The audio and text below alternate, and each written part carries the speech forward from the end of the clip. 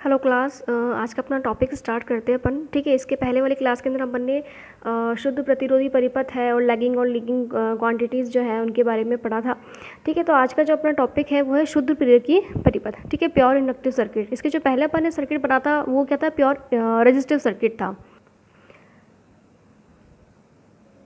Okay सी देखिए, जो pure resistive circuit था उसके अंदर क्या था, सिर्फ आपके पास में एक रेजिस्टेंस लगा हुआ था। ठीक है, प्योर रेजिस्टिव सर्किट का मीनिंग ये होता है कि वो सर्किट क्या हो, बिल्कुल रेजिस्टिव सर्किट हो। रेजिस्टेंस के अलावा अपन ने पढ़े थे कि तीन जो मेन एलिमेंट होते हैं, देखिए यहाँ पे आर एल सी, रजिस्टर होता है, एक इंडक्टर होता है, एक कॉइल होती है। ओके, तो अभी अपना जो टॉपिक है वो तो प्योर इंडक्टिव का। इसके पहले अपन ने रेजिस्टेंस का ये कर लिया था स्टडीज़ पे। अपन मेन जो ये चीज़ पढ़ रही है, टॉपिक क्यों पढ़ रहे हैं अपन रेजिस्टेंस का बिहेवियर तो ऑलरेडी पढ़ चुके हैं पहले वाली क्लास के अंदर कि रेजिस्टेंस क्या होता है। तो इन वाले टॉपिक्स में अपन ये देखेंगे कि जो करंट और वोल्टेज जो चलते हैं, ठीक है, ऑल्टरनेटिंग करंट, ऑल्टरनेटिंग वोल्टेज, जब ये किसी रेजिस्टेंस में से फ्लो होते हैं तो अब ये किस तरीके से नेचर रखते हैं। तो ओके, तो जो प्योर रेजिस्टिव सर्किट होगा उसमें करंट और वोल्टेज दोनों सेम फेज में चलते हैं। ओके, सो इसी तरीके से अपन क्या स्टडी करेंगे, pure inductive circuit. Pure inductive circuit का मीनिंग क्या होगा कि उस सर्किट के अंदर सिर्फ क्या प्रेजेंट है, आपकी एक कॉइल।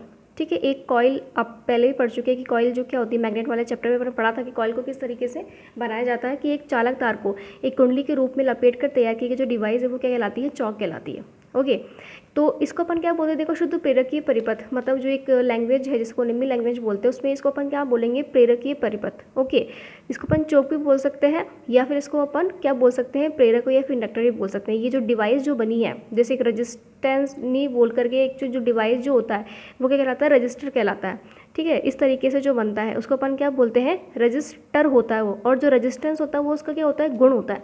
इस तरीके से यहाँ पे जो ये चीज़ बनाई गई है, जो डिवाइस बनाई गई है वो क्या है, इंडक्टर है।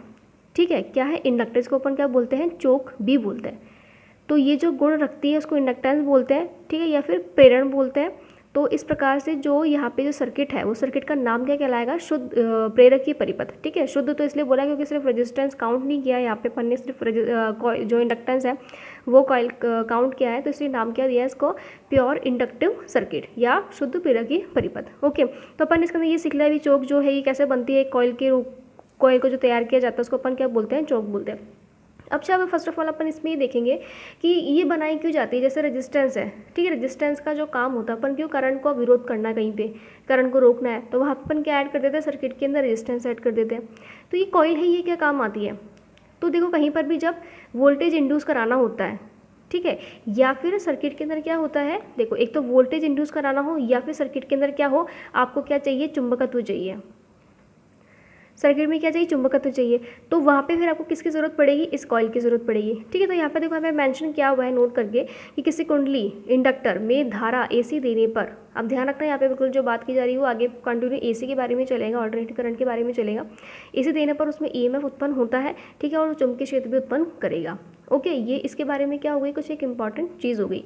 ये मीन्स ये कि जो चीज़ बनाई गई है, क्यों बनाई गई है, आपको दो चीज़ें ज़रूरत पड़ती है कॉइल के अंदर, कि अब तो एक ईएमएफ आपको चाहिए होता है, ठीक है, और आपको एक चुंबकीय क्षेत्र चाहिए होता है। तो उसके लिए वो रेजिस्टेंस तो मिलेगा नहीं आपको कि रेजिस्टेंस से आप इस रेजिस्टेंस से चाहो कि आपको चुंबकीय क्षेत्र मिल जाए, तो वो मिलेगा क्या, नहीं। तो उसके लिए आपको क्या बनाना पड़ेगा, एक ही इस तरीके से कॉइल बनानी पड़ेगी। ओके, तो आगे इसके गुण देखते हैं अपन कि ये तो ठीक है, इसके अंदर कि ईएमएफ इंड्यूस हो जाएगा, चुंबकीय क्षेत्र उत्पन्न हो जाएगा। अब ये किस तरीके से और क्या करती है, व्यवहार करती है। तो इसके तो जो प्रॉपर्टीज़ है या इसके जो गुण है या जो नेचर है वो स्टडी करते हैं अपन। एक टॉपिक होता है क्या, या एक पॉइंट होता है क्या, प्रेरकत्व जिसको बोलते हैं या बोलते हैं इंडक्टेंस। इसी कॉइल का क्या है, गुण है ये, है ना। क्या होगा इसके अंदर कि कॉइल का वह गुण जो उसमें धारा परिवर्तन का विरोध करे। अब आपने ये डायग्राम है ये बिल्कुल देख रखा होगा, ठीक है, इसको अपन पढ़ चुके अच्छी तरीके से। इसमें अपन क्या देखते हैं कि ये इस तरीके से 0 पॉइंट से वैल्यू से स्टार्ट होती है और अलग अलग टाइम पर इसकी अलग अलग वैल्यू होती है। ये पीक वैल्यू होती है इसकी, यहाँ पे फिर ये अलग अलग करंट की वैल्यू क्या हो जाती है, कम हो जाती है, फिर आगे 0 हो जाएगी, यहाँ पे फिर नेगेटिवली बढ़ेगी। तो ये करंट का मान जो है हर टाइम क्या हो रहा है, चेंज हो रहा है। तो ये कॉइल क्या करती है, इसका विरोध करती है कि नहीं, इसकी वैल्यू चेंज नहीं होनी चाहिए। ठीक है, इसका ये नेचर होता है अपने आप। ओके, देखो जैसे रेजिस्टेंस जो होता है ना, रेजिस्टेंस तो क्या करता है, करंट के मान में कमी पैदा कर देगा। 5 एम्पियर की तो उसको 2 एम्पियर कर देगा, 3 एम्पियर कर देगा, 1 एम्पियर कर देगा। ये क्या करती है कि इसके अंदर जो परिवर्तन आ रहे हैं इसको होने नहीं दे रही है। क्योंकि कितने स्टूडेंट जो पढ़ लेते हैं रेजिस्टेंस, इंडक्टेंस, आगे कैपेसिटेंस भी पढ़ेंगे, लेकिन उनको इनमें अंतर पता नहीं होता कि ये काम क्या कर रहे हैं, ठीक है। तो जो कॉइल है आपकी वो क्या कर रही है, इसके मान में कमी नहीं कर रही है, ये जो परिवर्तन हो रहा है ना, इस परिवर्तन का विरोध कर रही है। तो ये जो गुण हुआ कॉइल का धारा को परिवर्तन करने का विरोध का गुण, उसको अपन क्या बोलते हैं, इंडक्टेंस, ठीक है। हिंदी में क्या बोलते हैं उसको, प्रेरकत्व। ओके से देखिए मैंने यहाँ पे इसका सिंबल लिख दिया है, ठीक है, और इसकी यूनिट भी लिखी है। अब इसको आप बिल्कुल बहुत अच्छे तरीके से पढ़ना, क्योंकि बहुत बारी ये एग्जाम में आया हुआ है कि जो इंडक्टेंस का जो सिंबल है वो क्या होता है, उसको अपन किसे शो करते हैं, एल से, ठीक है। मैंने पहले भी जब आपको पहले वाली क्लास के अंदर पढ़ाया था तो उसमें लिखा था यहाँ पे देखो RLC की जो कुंडली जो होती है उसको अपन किससे शो करते हैं, एल से शो करते हैं। ओके, तो इसका जो इंडक्टर का जो सिंबल होगा वो उसको अपन कैसे लिखेंगे, एल से, कैपिटल एल से मेंशन करेंगे, जो उसकी यूनिट होगी तो क्या लिखते हैं अपन, हेनरी, ठीक है। क्या लिखते हैं, हेनरी, और उसको हेनरी को अपन किसे शो करते हैं, एच से। तो कई बार क्वेश्चन आया हुआ है कि हेनरी जो है वो किसकी यूनिट है, तो किसकी यूनिट है, आपको इंडक्टेंस की यूनिट बतानी हो, इंडक्टेंस प्रेरकत्व की यूनिट है, ठीक है।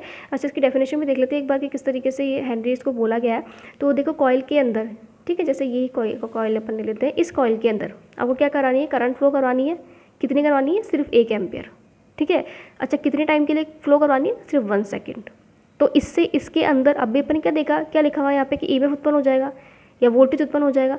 तो देखो यहाँ पे अगर 1 सेकेंड समय तक सिर्फ 1 एम्पियर आप करंट फ्लो करवाते हो यहाँ पे, और 1 वोल्टेज इसके अंदर इंड्यूस हो जाता है, तो मतलब जो इसका जो गुण है इंडक्टेंस का, ठीक है, इंडक्टेंस जो गुण है इसका, चुंबकीय प्रेरकत्व, ठीक है, कुंडली का, वो कितना हो जाएगा, 1 हेनरी हो जाएगा। ओके, देखो एक कॉइल के अंदर 1 सेकंड समय में 1 एम्पियर धारा प्रवाहित कराने पर उसमें 1 वोल्ट उत्पन्न हो जाए तो कुंडली का प्रेरकत्व 1 हेनरी होता है। ये डेफिनेशन इस तरीके से आपसे पूछी नहीं जाती, लेकिन फिर भी नॉलेज के लिए आपको ये पता होना चाहिए कि जो 1 हेनरी जो होता है वो क्या होता है।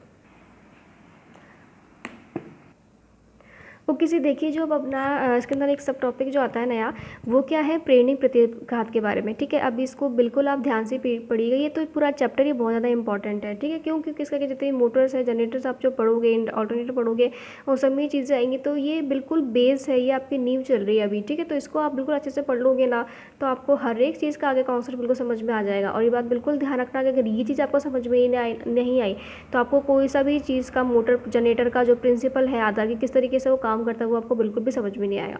तो इसके लिए फिर भी, और गवर्नमेंट जॉब के क्वेश्चंस के हिसाब से भी ये वीडियोस काफ़ी इंपॉर्टेंट है, ठीक है, आपके टेक्निकल एग्जाम के लिए भी काफ़ी इंपॉर्टेंट है। तो इसको बिल्कुल आप ध्यान से देखिए। ओके, तो प्रेरणिक प्रतिघात क्या होता है, अपन ने क्या पढ़ा इसके ऊपर कि जो इंडक्टेंस क्या होता है, कॉइल का वगुण जो धारा परिवर्तन का विरोध करे, ठीक है। अब अपन को ये मेजरमेंट करना हो कितना विरोध कर रही है, ठीक है। तो धारा के मार्ग में उत्पन्न की गई रुकावट, ये करंट का क्या नेचर, यहाँ पे कॉइल का नेचर क्या होगा कि वो करंट का जो परिवर्तन कर रही है, करंट का विरोध कर रही है, वहाँ पे उसको आगे बहने नहीं दे रही है।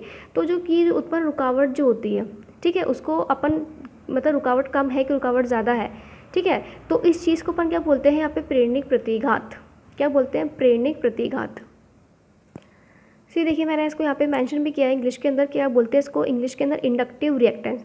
एक्चुअली जो ये विरोध जो वर्ड है ना, रुकावट जो वर्ड है, वो कहलाता है यहाँ पे रिएक्टेंस, ठीक है। अब अगर कोई एक इंडक्टर अगर कोई रुकावट पैदा कर रहा है, कोई रिएक्टेंस उत्पन्न कर रहा है, तो उसका नाम क्या हो जाएगा, इंडक्टिव रिएक्टेंस, ठीक है। धारा के मार्ग में उत्पन्न की गई रुकावट क्या कहलाती है, इंडक्टिव रिएक्टेंस कहलाती है। देखो यहाँ पे सिंबल क्या लिख रखा है इसका, XL। एक्चुअली रिएक्टेंस का सिंबल क्या होता है, X होता है, ठीक है।